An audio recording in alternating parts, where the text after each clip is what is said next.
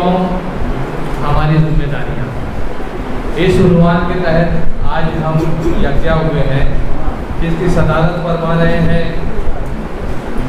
حضرت مولانا سید محمد طلعہ قاسمی نقشبندی صاحب، اور اس پروگرام کی تنظیم کے لیے جنہوں نے خاص طور سے زیادہ محنت کی ہے، قاری محمد اشفاق صاحب جو چیئرمین ہیں فلاح انسانیت ٹرسٹ کے، اور جنہوں نے محسوس کیا کہ وقت کی بہت اہم ضرورت ہے جس پر اہل علم حضرات سے گفتگو کی جائے اور ہمارے اپنے لوگوں تک وہ کرب اور وہ درد پہنچایا جائے جو وہ محسوس کر رہے ہیں۔ میں انتہائی ادب کے ساتھ چیئرمین فلاح انسانیت ٹرسٹ قاری محمد اشفاق صاحب سے التماس کرتا ہوں کہ اغراض و مقاصد اور استقبالیہ کلمات کے لیے تشریف لائیں۔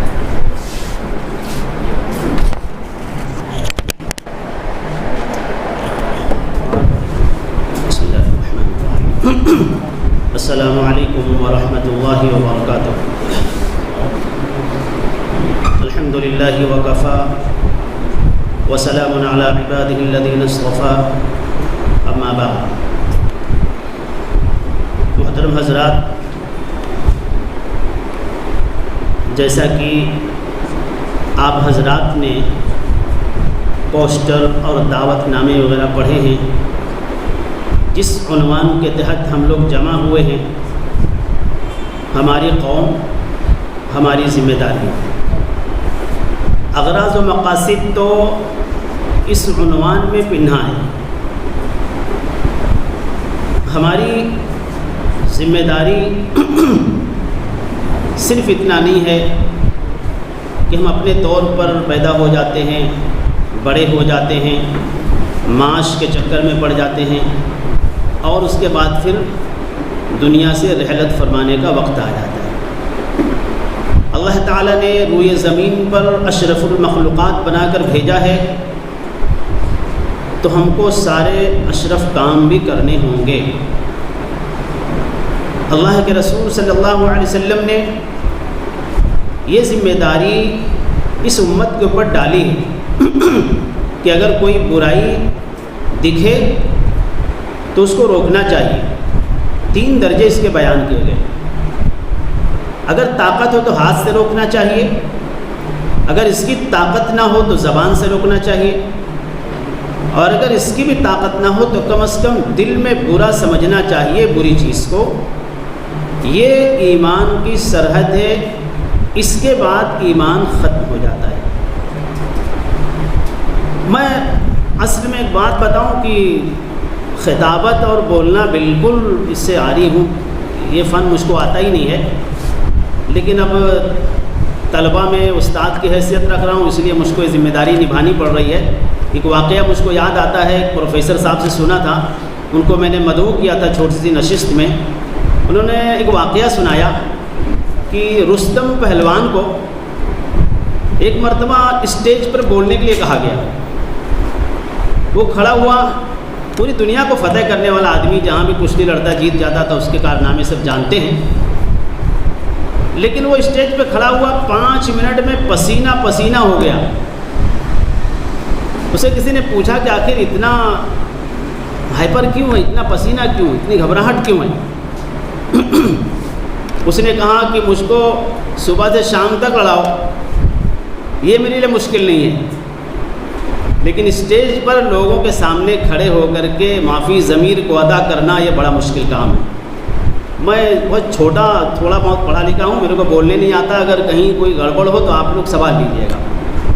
اغراض و مقاصد میں یہ ہے کہ 25 سال سے میں واجہ محلہ مسجد میں نماز بھی پڑھاتا ہوں، اور وہاں بلڈنگ ہے ایک چھوٹی سی، اس میں شعبہ حفظ چلتا ہے، میں اس میں شعبہ حفظ کا بھی کام کر رہا ہوں الحمدللہ۔ یہ ابنائے قدیم کی ایک جماعت ہے جو آج آپ کے سامنے فلاح انسانیت ٹرسٹ کے نام سے موسوم ہے۔ چند سال پہلے ہم لوگ 27ویں شب جو رمضان میں آتی ہے، اس میں افطاری کے لیے طلبہ جمع ہوتے ہیں۔ من جانب اللہ ایک بات ذہن میں آئی کہ اتنے سارے طلبہ میرے سب ماشاءاللہ نوجوان ہیں، سب اپنے معاشی اس میں لگ کر کے اور رہ گئے ہیں پڑھ لکھ کر کے، تو ذہن میں آیا کہ ان کی کیوں نہ کوئی ایسی ایک تنظیم بنا دی جائے جن کی جوانیوں کا صحیح استعمال کیا جائے۔ تو یہ من جانب اللہ ایک بات تھی، چند بچے تھے، ان میں میں نے مشورہ کیا، بچوں کو یہ بات بہت پسند آئی۔ ہم لوگوں نے 2 سال یہ تنظیم فارغین طلبہ کے نام سے چلایا جو رجسٹرڈ نہیں تھی۔